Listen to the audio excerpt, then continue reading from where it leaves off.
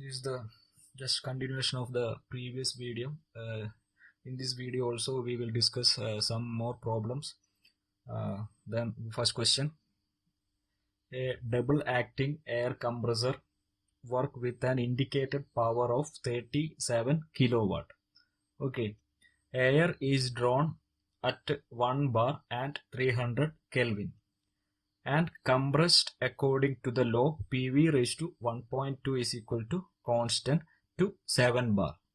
Okay, the compressor runs at 200 rpm with an average piston speed of 2.5 meter per second. Neglect clearance and find the dimension of the cylinder. That's the question. Okay, it's a slightly different problem. It's first it is given that it's a double acting air compressor, so keep that in mind. It's a double acting compressor, works with an indicated power of 37 kilowatt. So the given values, first indicated power is given as 37 kilowatt and compressed according to the law PV raised to 1.2 is equal to constant. That means our polytropic index is 1.2 to 7 bar. Okay, so the final pressure is 7 bar. The compressor runs at 200 rpm, so N is equal to 200 rpm and with an average piston speed of 2.5 meters per second. Suppose piston speed is denoted as U, it is given as 2.5 meter per second. Neglect clearance volume. So clearance volume, there is no clearance volume. Find the dimension of the cylinder. Also it is given that air is drawn at 1 bar. So here you can write P1 is equal to 1 bar. That's also given. Then you have to find out dimensions. By the term dimensions means dimension of the cylinder means you have to calculate the value of stroke and diameter bore. Okay, what is the value of L and what is D? These two things you have to calculate. Okay, again here there is no clearance volume. So it's a simple question.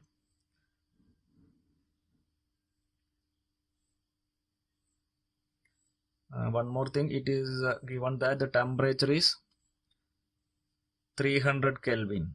Inlet temperature is 300 Kelvin. That means the compression, before compression the pressure is 1 bar and temperature is 300 Kelvin and it is compressed to 7 bar. Process 1 to 2 is the compression.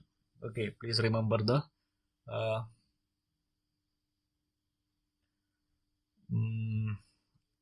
PV diagram. Without clearance volume it is 1 to 2, 2 to 3, then 4 to 1. Okay, this is the clearance volume, PV diagram. Okay, now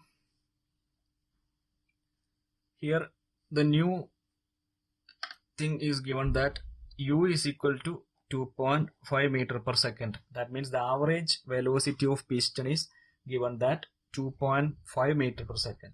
Okay, so it is nothing but, suppose this is the piston cylinder arrangement. Is the cylinder top dead center, here it is the bottom dead center. In between the piston will move from top dead center to bottom dead center. This is the rough diagram, schematic diagram. Now average piston travel means it is the average speed. We know that the distance traveled by the piston during one revolution is equal to, this length is denoted as the stroke length L. We know that from the distance between top dead center to bottom dead center is L. Now for one revolution, the distance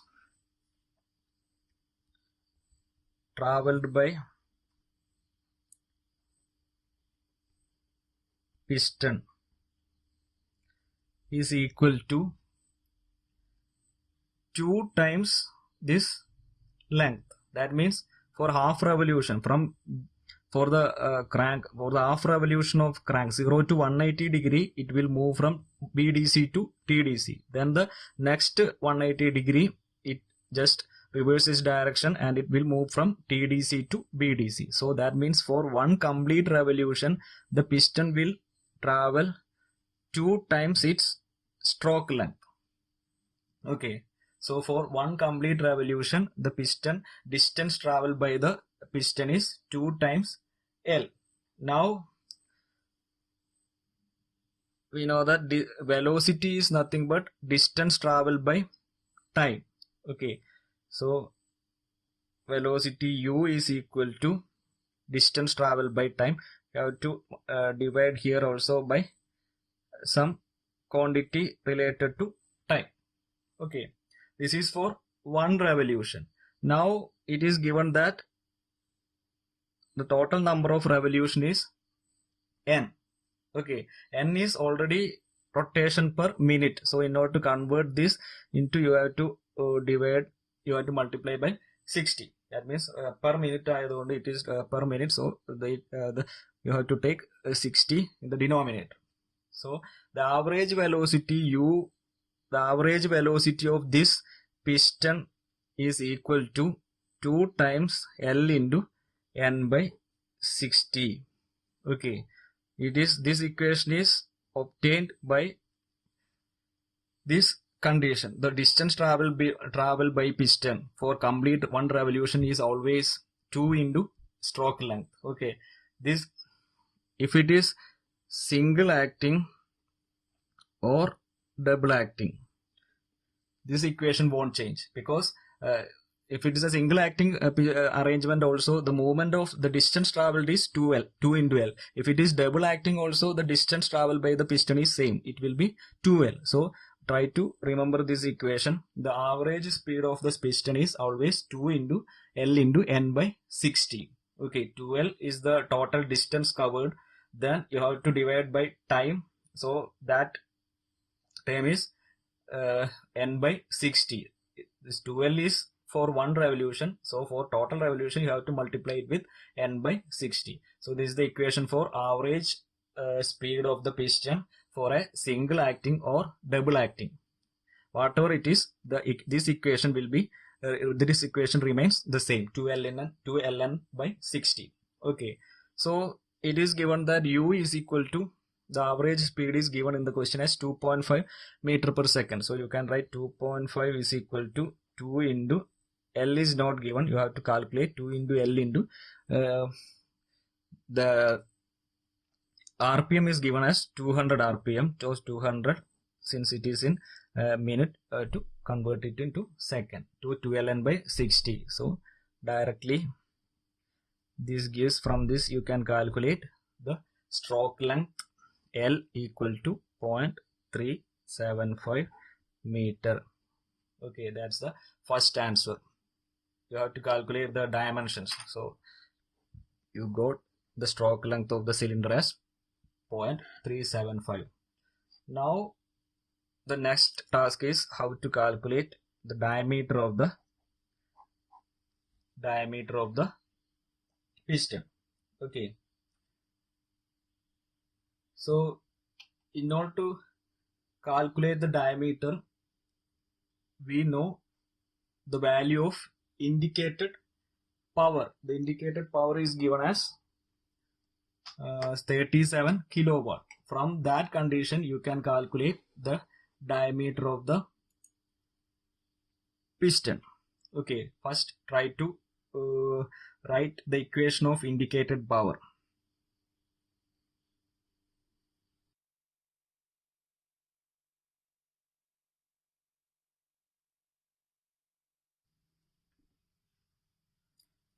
So this is the expression for indicated power. And indicated power is equal to N by N minus 1, P1 V1, P2 by P1, N minus 1 by N minus 1 into 2N by 60. this quantity corresponds to work done, and you have to convert this into power. So you have to multiply it with n by 60, where n is the RPM, capital N is the RPM, and since it is a double acting pump, you have to multiply it with 2 also. Okay, so this is the expression for indicated power. Now substitute all the values in this expression. Okay, after substituting, the indicated power is 37.10 raised to 3, n is 1.2, 1.2 divided by 1.2 minus 1, 10 raised to 5. P1 is the value of pressure is 10 raised to 5, and V1, we don't know the value of V1, but we know that the total volume of the cylinder is pi by 4 into d square into L, area of the cylinder into stroke length. So pi by 4 d square into L, instead of volume V1 we can write pi by 4 d square L into the pressure ratio 7 by 1 whole raised to 0.2 by 1 by 2 minus 1 into 2 into 200 by 60. So after simplifying, you can calculate the value of d square, then take the square root, you will get the value of d. Okay, so d square is equal to this much, and after taking the square root, you will get d as 0.0286 meter. So we completed, we solved the dimensions of the cylinder, the length of the cylinder and also the diameter of the cylinder. Okay, now we can discuss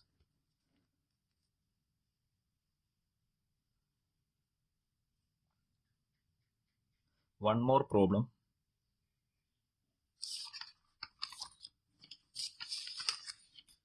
Okay, this is the question. Again, it's a single acting reciprocating compressor, has bore is equal to 25 centimeter, that is diameter of cylinder is 25 centimeter and stroke of 35 centimeter. Therefore the length of stroke is 35 centimeter. The compressor runs at 650 rpm. The clearance volume is 4% of swept volume. So the value of clearance volume is given, so you have to consider the expressions, corresponding expressions with clearance volume. Then the index of expansion and compression both are 1.3. Okay, the value small n. The suction conditions are 0.95 bar and 25 degrees Celsius. That is the pressure at inlet and temperature at inlet of the compressor. Okay, before compression is 0.95 bar and 25 degrees Celsius. The delivery pressure is 6 bar. The outlet pressure is 6 bar. Then it is also given that the atmospheric pressure and temperatures are 1.03 bar and 0.13 bar and 20 degrees Celsius. That means the atmospheric conditions or ambient conditions are also given.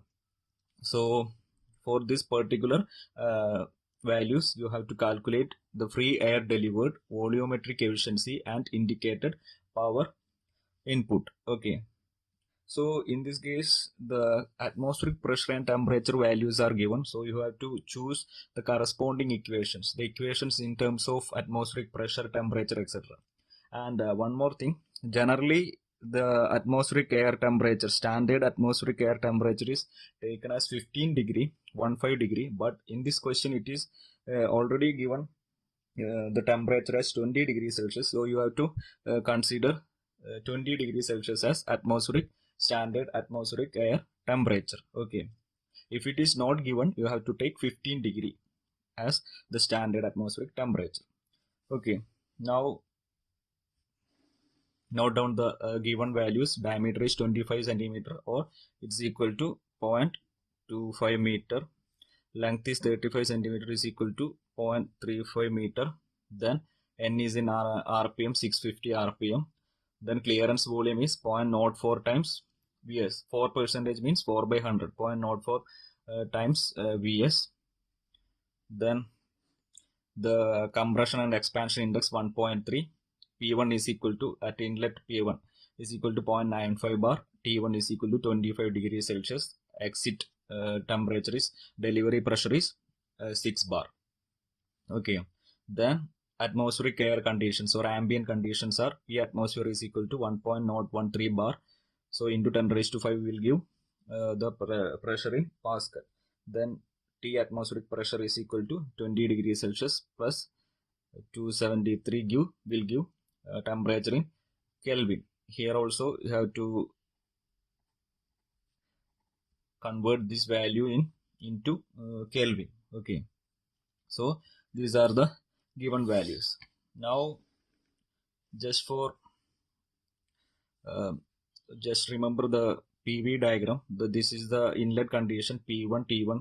The pressure at this point is given P1, and T1 the temperature at this point is also given. Then P2 is the delivery pressure. Okay, then this V3 is actually this quantity your clearance volume. V3 is the clearance volume.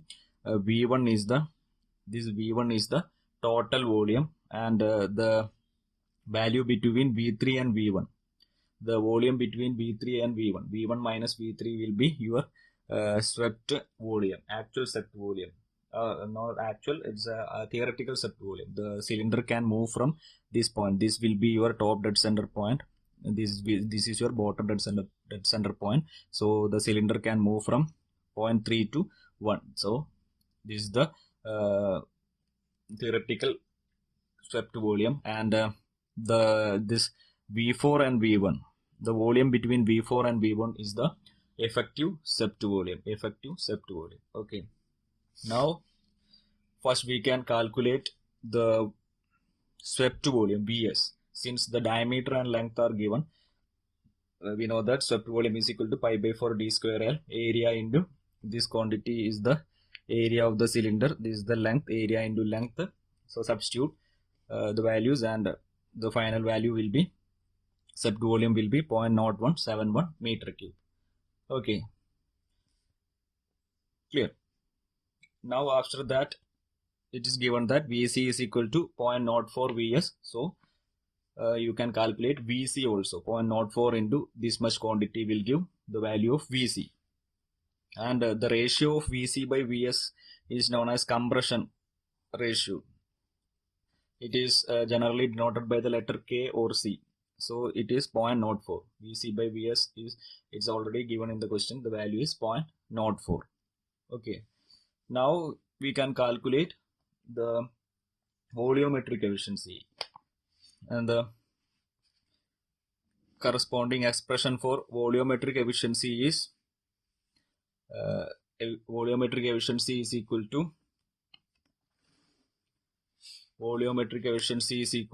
P1 by PA into TA by T1 1 plus K minus K into P2 by P1 all raised to 1 by N. Okay, you have to choose this equation since the value of the ambient conditions PA, TA, etc. are given in the question. So you have to choose the equation for volumetric efficiency is this equation. Okay, if it is not given, actually the equation will be this much only. Okay, but in this question the ambient conditions are given, so you have to take the corresponding equation for volumetric efficiency. So now we know all the values. P1 we know, PA, TA, T1, K, N. All these things are known to us. So substitute.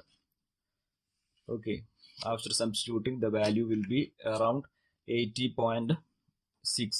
Okay, you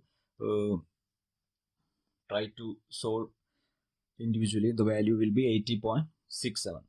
Okay, now here we can calculate the total volume also.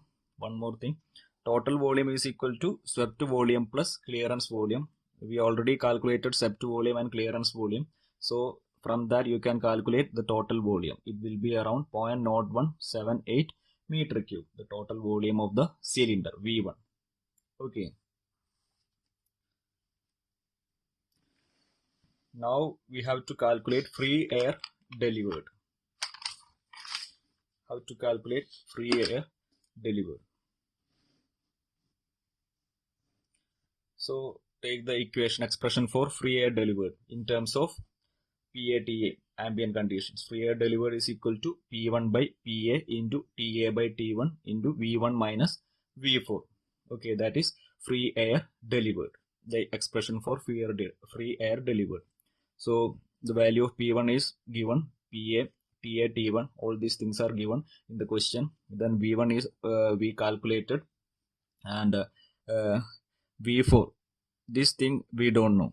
Okay, so we have to find out the value of V4 or V1 minus V4 together. Okay, this much quantity is unknown, especially V4 is unknown to us. So first we have to calculate V4. After that we can calculate free air delivered. So for calculating V4, take the basic expression of volumetric efficiency. Volumetric efficiency, we know that effective swept volume divided by swept volume, theoretical swept volume. This is the volumetric efficiency equation.